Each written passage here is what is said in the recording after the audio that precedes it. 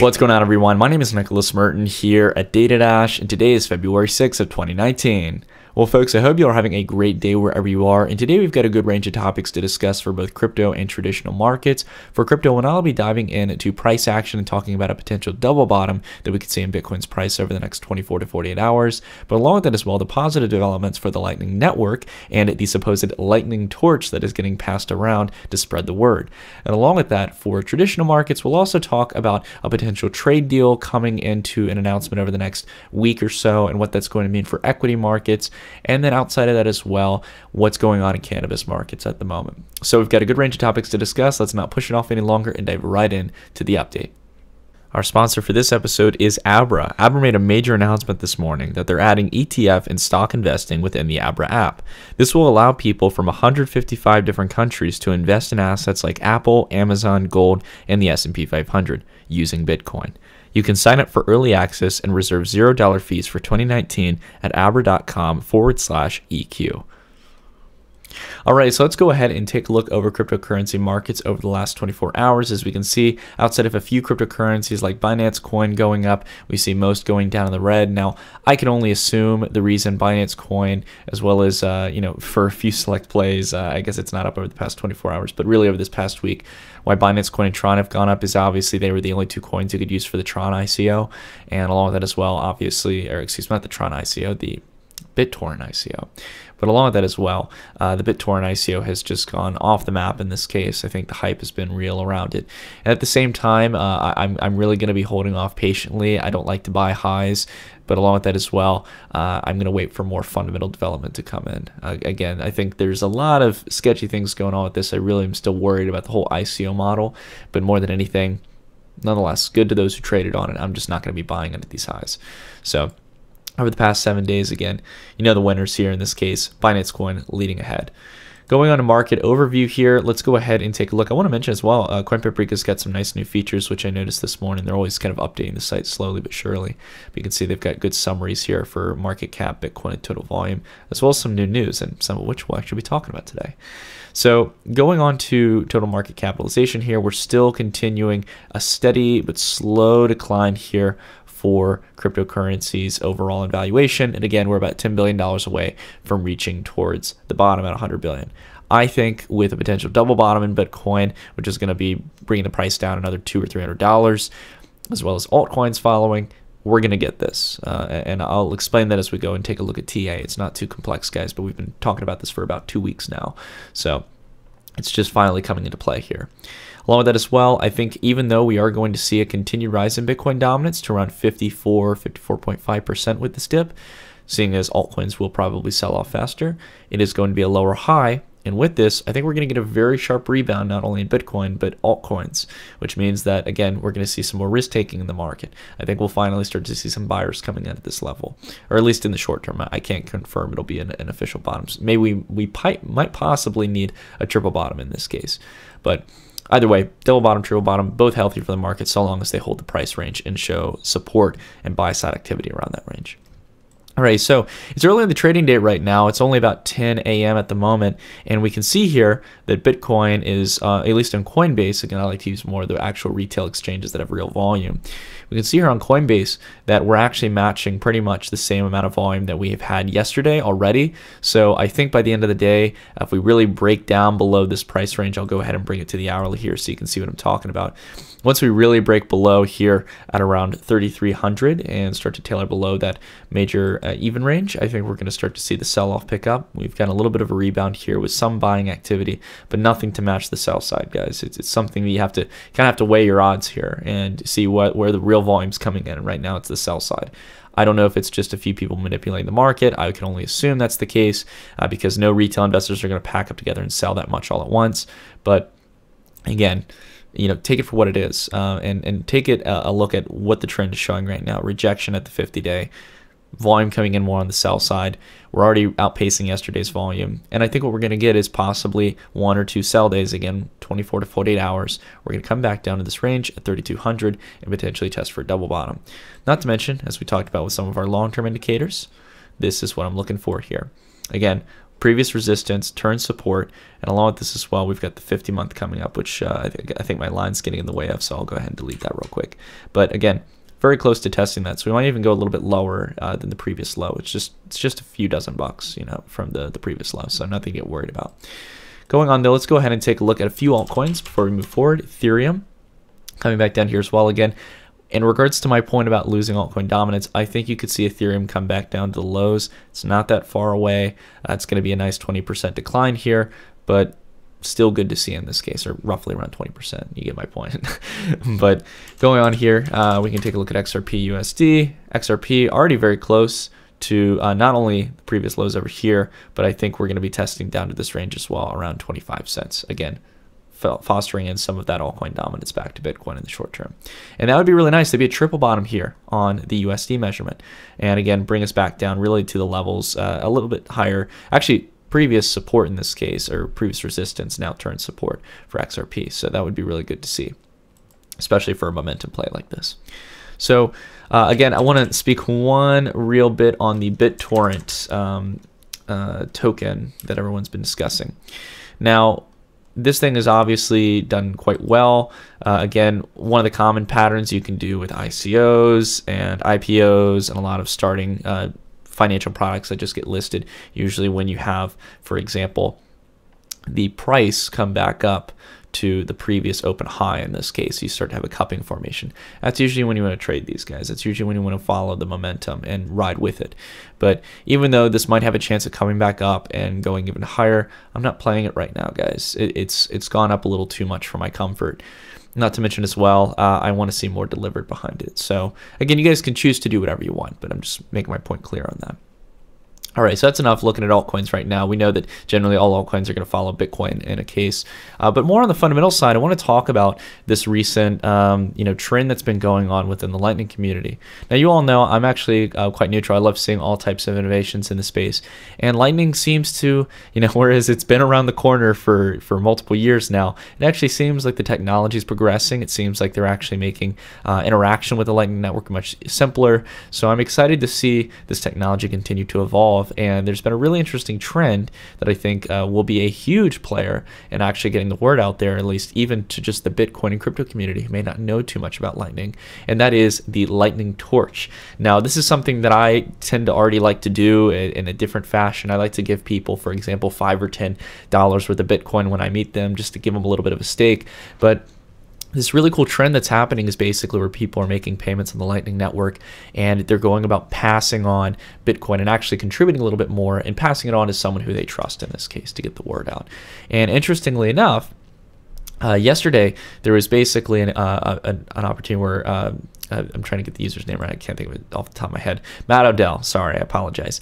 Matt Odell had basically tweeted out to Jack Dorsey, who is the CEO of Twitter, and basically asked him to carry the torch and asking him to send an invoice of 2,860,000 satoshis. And you can see the payment record right here. And here's the front end interface of the satoshis being sent over. Roughly around $100 in that case. I think it's just that the market had fluctuated a little bit between that time period. So it's really cool to see this. It's not only exciting, I have to say, I've had my criticisms of Jack Dorsey before, and he recently went on Joe Rogan, and look, I know people were just like advocately, railing on the podcast episode. But I got to say, look, as much as I've seen what Twitter's done in regards to censorship, I feel that, again, we don't want to view things in a black and white manner. Not to mention, it's good to see Jack really supporting this kind of technology as, being invested in the Cash App as well that allows you to buy Bitcoin. I think he understands this technology. And I really love this quote down here from the article here that was basically something he had wrote previously. Bitcoin is resilient. Bitcoin is principled. Bitcoin is native to internet ideals, and it is a great brand. He's actually been quite hesitant as well about listing other cryptocurrencies on the Cash App. People were telling him to buy Ethereum, and are you going to list more cryptocurrencies on the Cash App? And he's just like sending these one-word responses like, nah, no thanks. It's very simple responses, but it's really awesome to see this kind of development going on. And again, just seeing people pitching in a little bit to test in on these applications. So nonetheless, awesome to see this is built on, being used by the Twitter CEO, and hopefully might be integrated into social media. I think that would be a huge step of adoption for cryptocurrencies if we could start to have payment networks within social media. That's something I've always thought would be really interesting. I know Facebook had been working on that. But I always saw these cash apps and I'm thinking like, God, why do we need Venmo, or why do we need these separate systems? Why can't we just simply exchange it through our social media accounts? I always thought that would be really exciting, but who knows? Maybe Jack's got that idea and maybe he's working towards it. But anyways, you can just see crypto Reddit in this case, or r/Bitcoin, was just going fanatic and sharing all of the tweets here from Jack in this case, a lot of the responses. He's very active yesterday on Twitter. That usually doesn't happen. Anyways, let's go ahead, guys. Some really positive news in cryptocurrency markets. For traditional markets, we've got to talk about, the change in tone that is going to happen between January and February, at least from what I can analyze. Again, it's just my opinion. You guys got to take it as such. But whereas we saw a really good month in January for equities, I think the trend is going to go back into what we saw previously beforehand. And I don't mean to sound like a perma bear in this case, but along with that as well, there's reasons as to why I stand the way I do, and it's usually that there's when you get to the point when you're catching on to hope in this case for coming announcements, it's usually that if there's any substance behind them, they're already priced in, and this is the case of the U.S.-China trade deal. Now, we heard some announcements from Steve Mnuchin and even the president himself, I think, during the State of the Union last night, that there is progress being made on a U.S.-China trade deal, and I have no doubt that this is actually happening.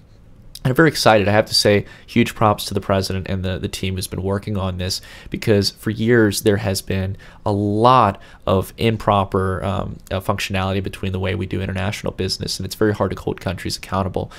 China, as we talked about, has been rampant for IP violation, and there has been a big trade deficit, but I honestly don't think that's the focus here.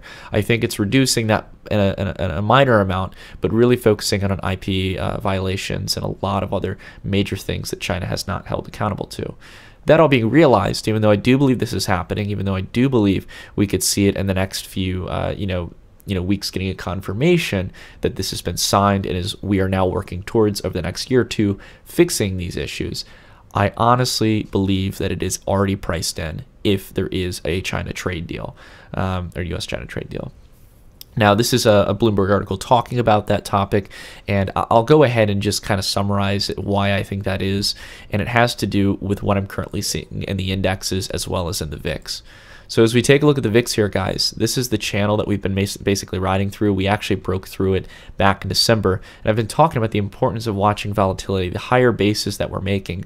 And what's interesting in this case is this actually provides a little bit of comfort for the bears here in this case, those who are fearish on the market, because we've seen the two previous times here throughout 2017 and 2018, the VIX's higher levels are remaining flat, right?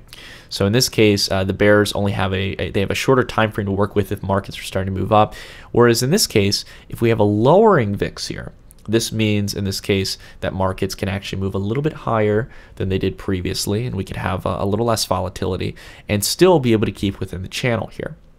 Now, if we get a sharp break down below here, I'm not going to get fearful until we come back down to around the 12-point range in the VIX. But right now, it looks like we are turning here. And as we take a look at markets, I'll go ahead and just to get up-to-date price information, take a look at the Qs. We're getting exactly what many people are starting to fear, and that is the rejection of the 200-day. Now, we did break this line of resistance here. If you actually look at the IXIC, or the actual NASDAQ composite, really the line was like up here. The Qs aren't exactly resemblant of the NASDAQ. That's important to understand. It's a little bit of a different distribution, and I can tell you the pro traders are not watching the Qs. They're watching the actual composite index. So we can see here that we are getting weighed by the 200-day. If we take a look at IXIC, same case in this case, except a little bit lower. And, if we can't get past the 200-day here, I'm relatively confident, just like how I was confident that we would, if we were to hit rejection here, that we move over, that we're not going to see new highs in the market, right? Once you break past that 200-day, I mean, you really don't have any resistance to work with. You've gotten past all the moving averages, and it's just a matter of simply moving up a few hundred points on the index. But again, that's what I'm watching for here. If we start to see a turnover today, if people start to realize, God, we are kind of on we're not overbought just yet. We haven't gotten above 70, but we are on the more optimistic side, and it's tended to be good to be a contrarian in the short term and in the long term. So in this case, I think we need to watch and see what happens by the close of the day. If we close below yesterday's price action, I think there's a good chance that we could start to break down lower. But it's going to be a matter really of seeing whether or not it holds on the 100-day in this previous line of resistance here. So you've got this like slightly widening wedge of price here with a flattening 200-day and an expanding line of previous resistance here that's now going to act possibly as support in this case. So either a break above there, we're going to all-time highs, a break below there, we're going to probably revisit back to the lows down here and go even lower in this case. And again, I think this could be where we really kindle and start the fire towards the FANG stocks going down a full 50%, which is what we're going to need to see in my opinion. All right, going on here, talking about cannabis stocks. Now, we talked about just a few other, actually, I think it was actually back on February 4th, to keep an eye on this index because we were approaching 100 here. And I said to be fearful in this case and be a little bit worried because when we take a look at Kronos Group and we take a look at Canopy Growth Corp and a lot of the major Canadian-based cannabis companies trading in the United States, there was a lot of hype going into it that they were getting excessively overbought and that we had to be worried because on the overall index, as we take a look over the past 3 years, this is not only a big even level on the index, but again, it's these 25-point intervals that we're starting to drop by here. We stopped at 125, and I believe that we're going to be seeing the same kind of resistance at 100. And we, I'm not saying, oh, I made the right call and everything, but we did tend to see that, guys. In fact, it's selling off quite dramatically today with the Qs being down, or the Nasdaq generally being down.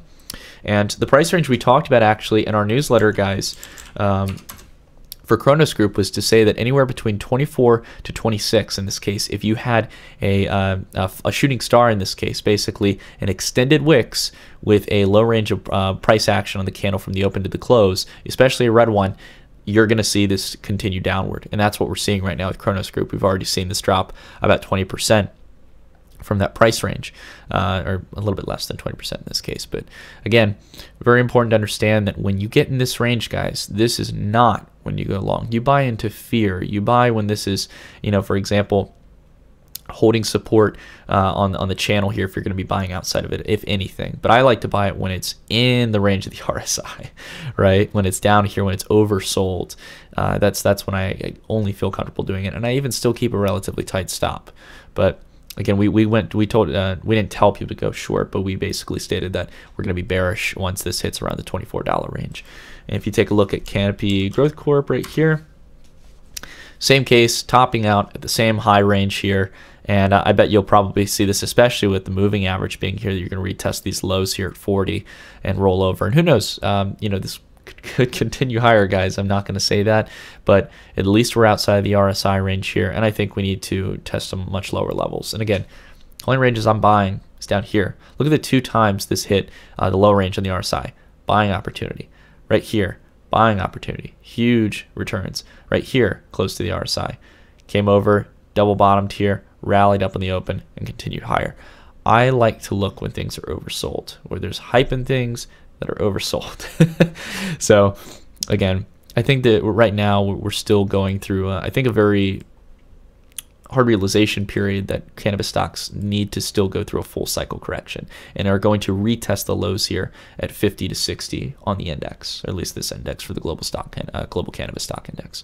Anyways, I rambled on enough, guys, today. Hope you all enjoyed it. Thank you all for sticking around, and if you guys have anything that I didn't talk about that you want to mention in the comments down below, please leave it down below and get a discussion going, as well as anything you'd like me to cover in a future video. But until the next one, everyone, thank you all so much for watching. I hope you have a wonderful rest of your day, and I'll see you all in the next video. Stay tuned.